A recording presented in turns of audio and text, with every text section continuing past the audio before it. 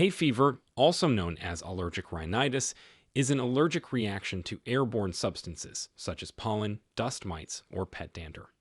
Despite its name, hay fever isn't caused by hay and doesn't result in a fever. Hay fever occurs when the immune system overreacts to airborne substances such as pollen, mold spores, dust mites, or animal dander.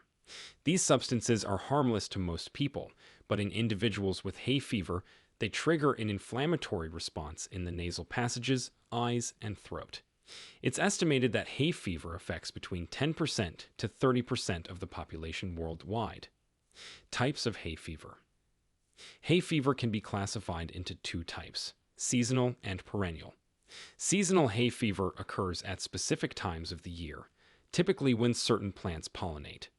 For instance, tree pollen is more prevalent in the spring, grass pollen in the summer, and weed pollen in the fall.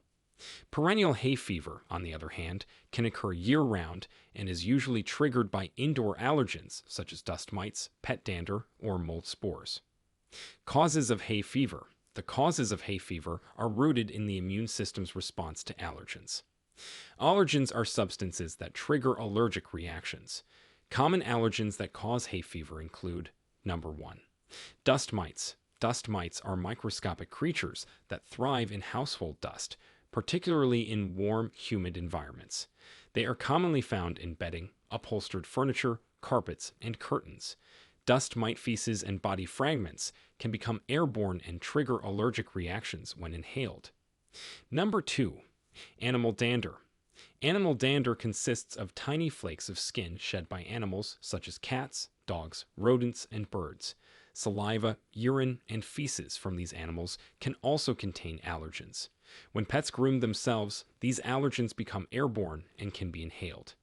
Number 3. Mold spores. Mold is a type of fungus that releases tiny spores into the air. Mold grows in damp, dark environments such as basements, bathrooms, kitchens, and areas with water damage. Number 4. Cockroach droppings. Cockroach allergens come from their droppings, saliva, and body parts. Number 5. Pollen. Pollen from trees, grass, and weed can cause symptoms in many hay fever sufferers. When a person with hay fever encounters an allergen, their immune system mistakenly identifies it as a harmful invader. In response, the immune system produces antibodies called immunoglobulin E. These antibodies trigger the release of chemicals such as histamine into the bloodstream, causing the symptoms associated with hay fever. Seasonal hay fever is typically triggered by specific types of pollen. Tree pollen is a common allergen in the spring, grass pollen is prevalent in the late spring and summer, and weed pollen, such as ragweed, is most common in the late summer and fall. Perennial hay fever, on the other hand, is usually caused by indoor allergens like dust mites, mold spores, and pet dander. These allergens can cause symptoms year-round, especially in environments where they are consistently present. Symptoms of hay fever. The symptoms of hay fever can vary in severity from person to person. Common symptoms include sneezing, runny or stuffy nose, itchy or watery eyes, and itchy throat or ears. These symptoms are similar to those of the common cold, but hay fever is not caused by a virus and does not involve a fever. Sneezing with hay fever is often frequent and can be severe. It may be accompanied by a runny nose with clear, watery discharge. Nasal congestion is another hallmark of hay fever, making it difficult to breathe through the nose. Itchy eyes are a particularly bothersome symptom of hay fever. The eyes may become red, watery, and swollen due to the release of histamine. Itching can also affect the throat and ears, leading to a scratchy or tickling sensation. Some people with hay fever may experience postnasal drip, where excess mucus from the nose drips down the back of the throat, causing a cough or sore throat. In severe cases, hay fever can lead to fatigue, irritability, and difficulty sleeping due to persistent symptoms. For some people, hay fever can also trigger or worsen asthma symptoms, leading to wheezing, shortness of breath, or chest tightness. Before we continue, if you have been enjoying the video so far, hit the like button and don't forget to subscribe and hit the bell icon so you don't miss more videos like this. Diagnosis of hay fever. To diagnose hay fever, your doctor will ask about the nature and timing of symptoms, any apparent triggers, family history of allergies, and the impact of symptoms on daily life. They will also examine the eyes, ears, nose, and throat for signs of allergic reaction. To confirm the diagnosis and identify specific allergens, several tests may be performed. Number 1. Skin prick test. This is the most common allergy test where small amounts of different allergens are applied to the skin, usually on the forearm or back. The skin is then pricked with a needle to allow the allergens to penetrate. If the patient is allergic to a particular substance, a small red bump resembling a mosquito bite will appear at the test site within 15 to 20 minutes. Number 2. Blood tests. Specific Ig blood tests, formerly known as RAST tests, can measure how the levels of Ig antibodies in the blood change in response to specific allergens.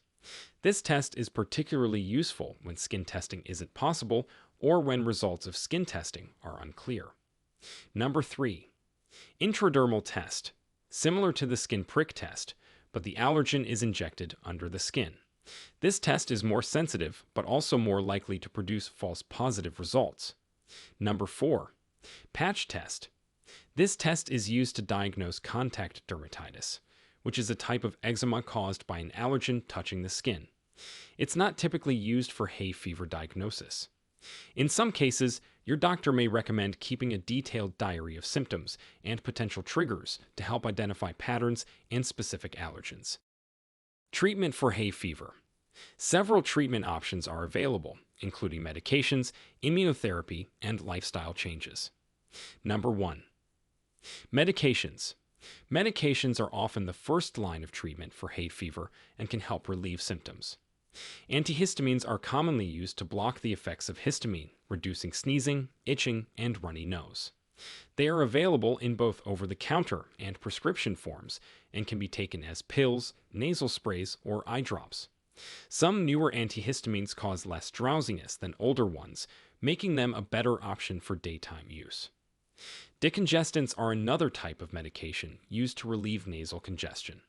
They work by narrowing the blood vessels in the nasal passages, reducing swelling and allowing for easier breathing.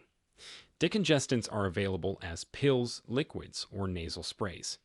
However, nasal decongestant sprays should not be used for more than a few days in a row, as prolonged use can lead to rebound congestion, where symptoms become worse.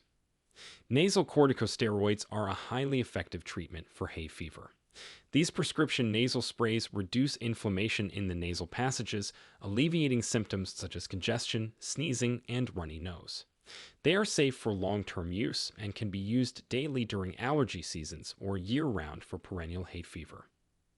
Number 2. Immunotherapy. For patients with severe or persistent symptoms, immunotherapy may be recommended. Immunotherapy involves gradually exposing the patient to increasing amounts of the allergen to build up tolerance. This can be done through allergy shots, which is called subcutaneous immunotherapy, or under-the-tongue tablets or drops, which is called sublingual immunotherapy. Immunotherapy can reduce the severity of symptoms over time and may even prevent the development of new allergies. Number 3. Lifestyle changes. Lifestyle changes and home remedies can also help manage hay fever symptoms. Avoiding known allergens is key. For those allergic to pollen, staying indoors on high pollen days, keeping windows closed, and using air conditioning can reduce exposure. Showering and changing clothes after spending time outdoors can help remove pollen from the skin and hair. For indoor allergens, such as dust mites and pet dander, regular cleaning, using allergen-proof bedding covers, and keeping pets out of the bedroom can be beneficial. Saline nasal rinses can help clear mucus and allergens from the nasal passages. These rinses involve using a saltwater solution to flush out the nose and can be done with a neti pot or squeeze bottle. They can provide immediate relief from congestion and irritation. Prevention of hay fever. Preventive measures can play a significant role in managing hay fever. Monitoring pollen forecasts and planning outdoor activities accordingly can help minimize exposure during high pollen periods.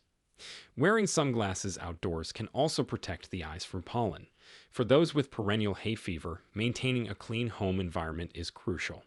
Regular vacuuming with a HEPA filter, washing bedding in hot water, and keeping pets out of bedrooms can all help reduce exposure to indoor allergens. Now, we want to hear from you. Do you or someone you know have hay fever? What symptoms did you have? Share with us your experiences and opinions in the comments below. We love to hear them. Thanks for watching.